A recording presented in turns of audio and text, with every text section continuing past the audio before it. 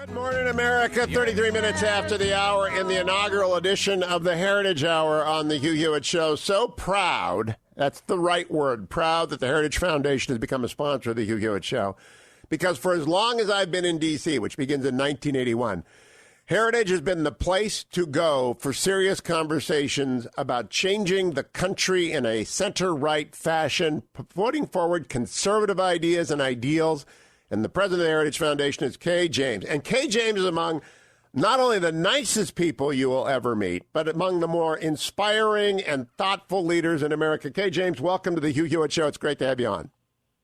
It is an absolute pleasure to be here. Thank you, Hugh. So I gave Rob Bluey a hard time in the last hour, so you got to hold him to his promise to invite me to the legendary Heritage Foundation Christmas party. I mean, I've been there 1,000 times, but he never lets me come to the Christmas party, Kay. Why is that? You will be my personal guest this year. And, you know, we're all hoping that by Christmas we will be able to gather together and that this country will be back up, open, and folks back at work. And in a second term of Donald Trump, one that will be advised by Mandate 2020. I'm going to come to that, Kay, but first, your story is inspiring. I want people to know your story. Tell people about Kay James. Well, there's not a lot to tell except for the fact that I was born to a welfare mom, grew up in my initial years in poverty, was raised by an aunt and uncle since the time I was 6 years old. I did not know that I was a conservative, Hugh, until a reporter told me I was. At the time, I was the spokesperson for the National Right to Life. And a reporter said, "Do you believe this?" "Absolutely, I do." "Do you believe in a strong national defense?" "Well, of course I do." What do you think about? And he went through this whole list of things, and he says, "You know you're a conservative." And I said, "I had no idea." Hey, James, the reason I say you're inspiring and people need to know this story is that you say, "I don't know that I have a story." It's a remarkable story, and you've been at the side of every Republican president for as long as I've been covering politics. Why are you so committed to conservatism? You know, as I look at what's happening in our country today, Hugh, the reason that I am a conservative is because I know that the answers that those people out there in the streets are desperately looking for, the policies that will change people's lives, do not reside in the liberal wing of the Democrat Party. We as conservatives know how to provide access to health care. We know how to solve educational disparities. We know how to promote individual liberty and freedom. We know what promotes human flourishing and gets people out of poverty. I'm not a conservative in spite of the fact that I grew up, coming out of a public housing project in Richmond, Virginia. I'm a conservative because of that. And what I've learned over the years at the real answers to the real public policy dilemmas that exist in our country reside within the conservative movement. And that's quite frankly why I think that we as conservatives right now need to speak up and make sure that our voices are heard. Let people know that for the things that they crave, human flourishing, we have the answers. If people go to HughForHeritage.com, they'll get a free chapter from Mandate 2020. It's on China, but they'll also begin to get the Daily Bulletin from the Heritage Foundation, and it will concern itself. I'm looking forward to reading Mandate 2020 on civil rights because, Kay James, the party of Lincoln has always led in this department, and we always will lead in this department because we believe in a colorblind society with equal opportunity for everyone. And you just said the key term, human flourishing. So how ought conservatives to engage in this eruption of energy and emotion around the murder of George Floyd? How ought we to constructively talk in this moment? Well, I think the first thing that we need to do, and this is very difficult for some people, but let me be perfectly clear, to acknowledge that some racism remains in our country is not to say that America is a racist nation. We are not. I never have and never will believe that.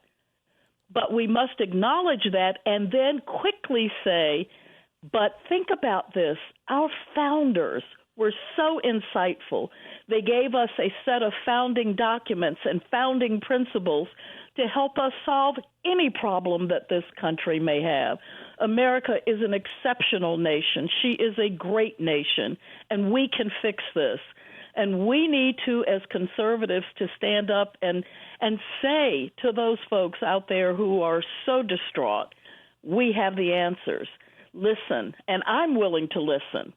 I think one of the first things we can do is say, let's listen, let's have a conversation, let's talk. Less screaming, more talk. Okay, James, the Heritage Foundation has been hosting events for as long. I go back to D.C. to 1981. That's when I clerked for Baker and Botts, and the Heritage Foundation was open. When I used to broadcast before I had studios in the Beltway, I would broadcast from the Heritage Foundation, and it has always been a place dedicated left, right, center, north, south, east, west, a Democrat, Republican, independent, abroad. Come to the Heritage Foundation and talk it through. I believe that remains the tent pole of the Heritage Foundation. Talk it through. It really does. It really does. And we think that we have a unique opportunity at this point in our country's history to sort of bring people together to have these conversations, recognizing that there are those individuals in our country who don't want to talk it through. Antifa wants nothing but to bring chaos and destruction. You can't have a conversation with them. But there are people, and I've had many examples of that throughout my life, who are willing to sit down and have a conversation, to seek understanding and to move forward. And I think we as conservatives, in a winsome way, can really add to the conversation right now. Boy, that's a word that you don't hear very often, Kay James, winsome. And I think it's actually the key to everything I try and do. When Secretary Clinton was my guest last year, when her book came out, What Happened, I asked her how many white supremacists did she really think were in America? And we agreed it's less than 10,000. We agreed. It is a tiny, tiny fraction. And I don't think Antifa is that large. I think these fringes have for too long been allowed to control the narrative, where the vast center right, which the Heritage Foundation proudly leads, will engage with the vast center left, but it's not very interesting to television. That's the problem. That's right. And we can't let those individuals who, for whatever reason, want to stir up that kind of emotion. I think people who genuinely love this country and want to move forward, we need to come together. We need to have our voices heard. And I think we can make a real difference at this particular point in time in our country. Okay, James, you also launched the second initiative I want to talk about in the inaugural Hugh for Heritage Hour. The Heritage Hour will be weekly. Is that as soon as COVID hit, you mobilized. You wanted the Heritage Foundation to do what the government was slow to do, which is to figure out how to reopen. How has that gone? You know, you're absolutely right. It struck me one day that I sit atop the most, according to a recent survey, the most influential think tank in the world in terms of public policy. Why not put those scholars, researchers, and writers to work to solve one of the most compelling problems this country has faced? And they did. They really stepped up. It was important to get this country back to work again, but people were scrambling to figure out how to do it. And so we brought together experts, a diverse group of people that represented doctors and economists and small business owners, and said, let's give our country at this particular point in time a guidepost for how to do this. And so we've come up with well over 200 recommendations for the president, for Congress, for governors, for mayors. And we also look towards the future to say, if this ever happens again, what are the lessons learned and what should we do? So we did what Heritage does. We think about issues and we solve problems. So, okay, James, the spasm of protests following the murder of George Floyd, will it appreciably set back the reopening? I mean, we are astonishingly faster than I thought. Market highs have been reached. I never thought the V-shaped recovery in the markets would be this fast or this extraordinarily accomplished. But it's in the backdrop of this protest that exploded. Do you think the protest will in any way deter the reopening? Well, when you're burning down businesses, when you are disrupting commerce in our cities, of course that will slow things down. Many of these business owners were hit first with the coronavirus and then with that lawlessness by criminals who came in and disrupted. They not only disrupted commerce, but they disrupted a lot of well-meaning and good people who wanted to come together. So I have been slightly discouraged that it is slowing it down. But, the underlying fundamentals of this economy were made so strong by the economic policies of this president that I don't think they can stop it. And I think we will have a V shape. And I think that you will see, as we are reopening our businesses, that the economy recovers and recovers very quickly. And the reason for that is that the fundamentals are solid. Final question, K. James. HughForHeritage.com gets people a chapter in Mandate 2020. You obviously, like I have been reading the mandates every 4 years since they began to be issued. Does this Mandate 2020 have anything in particular you want to stress as new, novel, or provocative? Well, what I want people to understand is that it is an entire roadmap. If you want to know how to govern with conservative principles, we cover everything.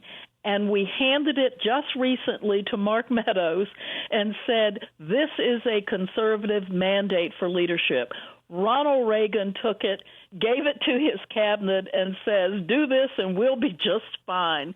And so we were delighted to be able to deliver it to the president's chief of staff. But if the American people want to know what good, conservative, solid, well thought out, well researched policy looks like in any subject area, they can get a mandate for leadership, and it will provide just that guide. Kay James, thank you. Look forward to many more conversations.